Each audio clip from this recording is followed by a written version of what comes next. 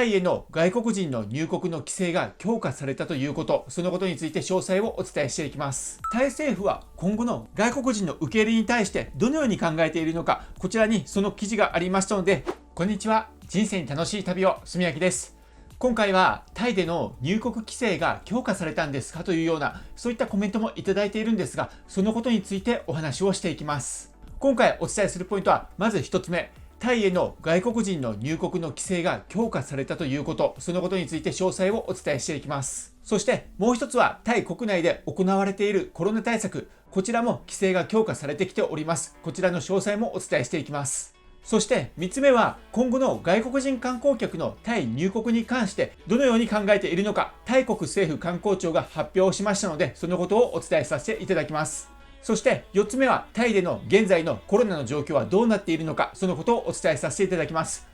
今回の動画はタイの現状が分かり、また現在どのような対策をとっているのか、また将来的にはどのような方向性を見据えているのか、そういったことが分かる動画になっておりますので、ぜひ最後までご覧ください。このチャンネルでは海外のこととか旅のこととか出入国情報とか世界の最新情報をお届けしています。刻々と移り変わりゆく海外渡航情報、そういったものも最新情報をお届けしておりますので、ぜひチャンネル登録してみてください。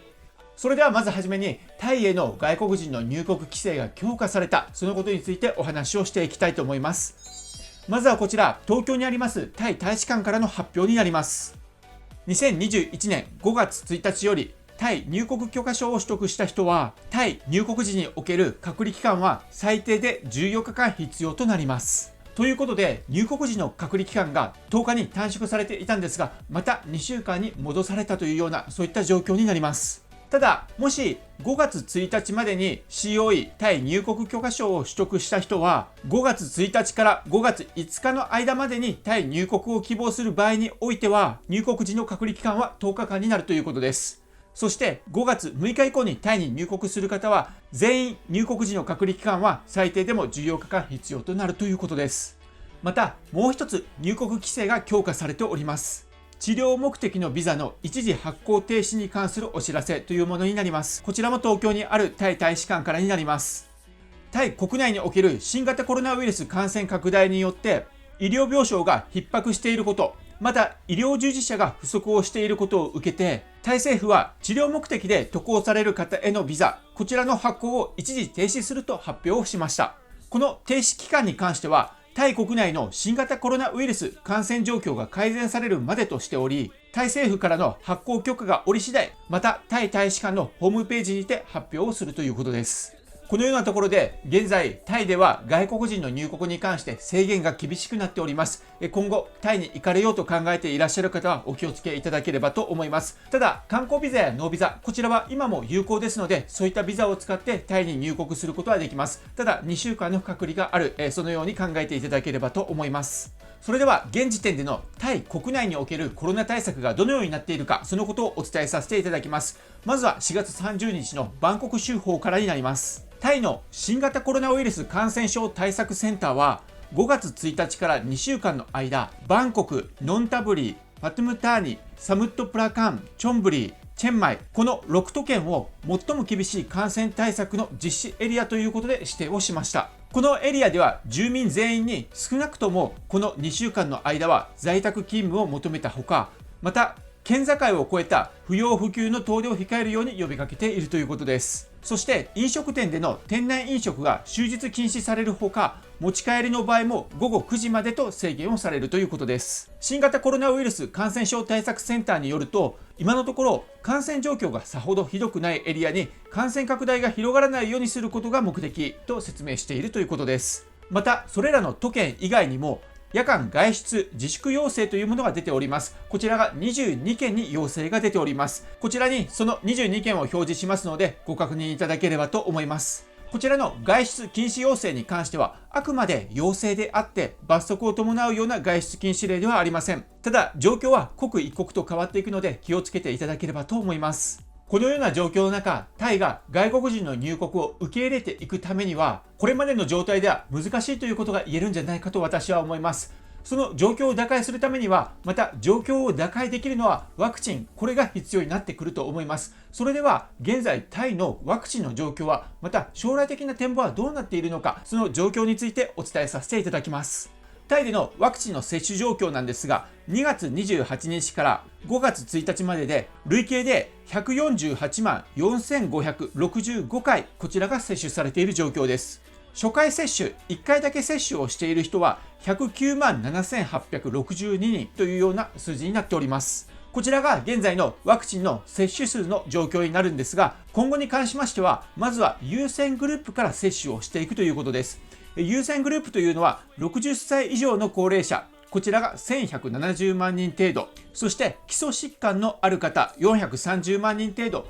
この方々から優先的に接種をしていくということです。この優先グループへのワクチン接種開始は6月7日から7月末までの予定だということです。そして一般グループはその後に接種を開始していく予定だということです。またタイではこのワクチン接種に関しまして、タイ国内の一般向けのワクチン接種予約登録を開始しました。これはモープロムというアプリで LINE で登録ができるということです。この予約登録が開始された次の日、5月2日時点では43万588人が登録をしているということです。今後のワクチン接種率がどのように進んでいくかということの状況に関しましては、タイ政府の計画では今年中に人口の 70% にワクチン接種を進めて集団免疫を獲得するとしています。なお、このチャンネルを見ていらっしゃる方の中にはタイ在住の方もいらっしゃると思うんですが、タイ在住外国人もワクチン接種プログラムの対象に入っているということです。またワクチンに関しましてこんなニュースもありました。こちらは4月29日のニュースなんですが、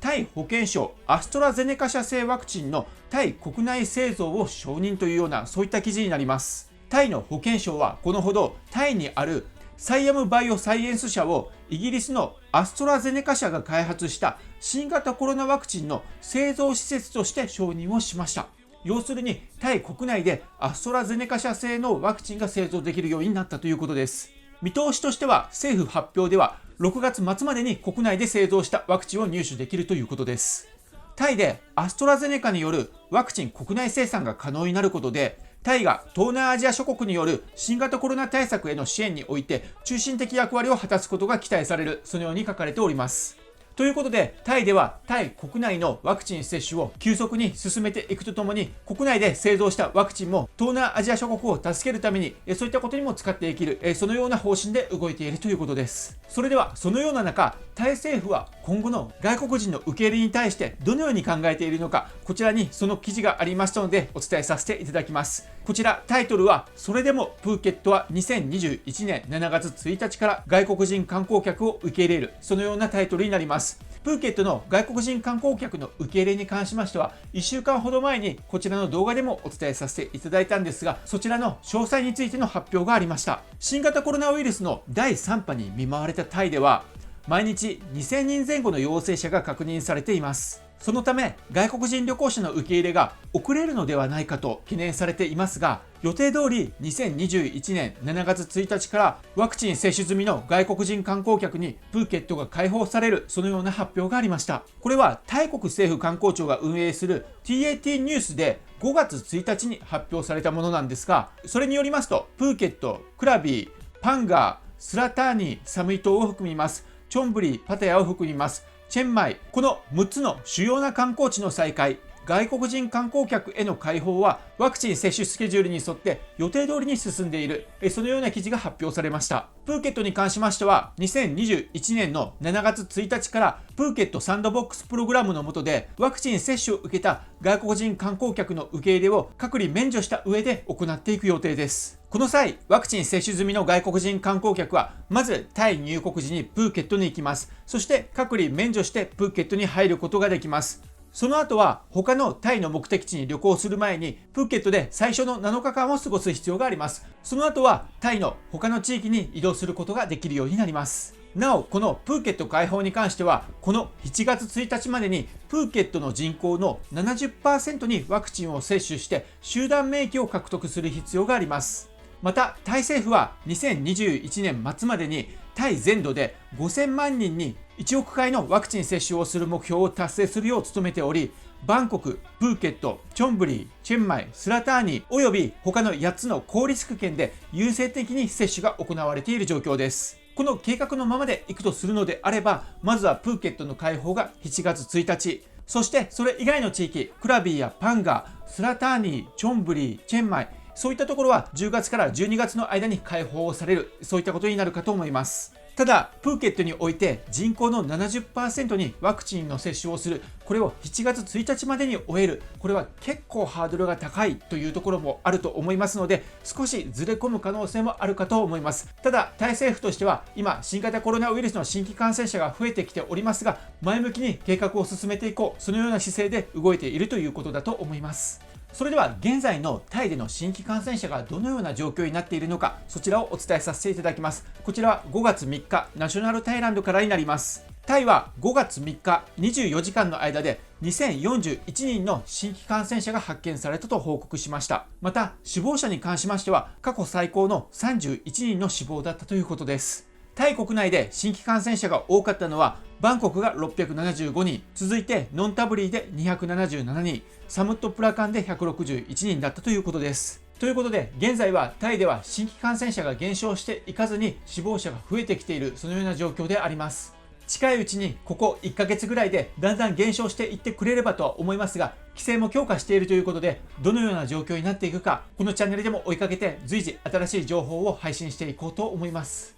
多分なんですが、6月過ぎぐらいからワクチン接種のスピードがだいぶ上がっていくんじゃないかと思いますので、そういったところにも期待をしたいところではあります。タイはこのような状況ではありますが、どうしてもタイに行かなければ、そういった方もいらっしゃると思います。もし行かれる方で手続きのサポートなどを希望される方がいらっしゃいましたら、今後タイの開国に向けて現時点でのタイ渡航の準備状況をしっかりと把握しておきたいというところも私もありますので、 PCR や COE、ASQ の予約などサポートできそうなところはヘルプしたいと思いますので、もしヘルプが必要な方がいらっしゃいましたら、概要欄に問い合わせ先を載せておきますので、そちらからご連絡いただければと思います。今回もこちらの動画をご覧いただきましてありがとうございます。そしていつもいいねやコメントをいただきありがとうございます。これからも最新情報をお伝えしていこうと思いますので、よければぜひチャンネル登録してみてください。今回もご視聴ありがとうございました。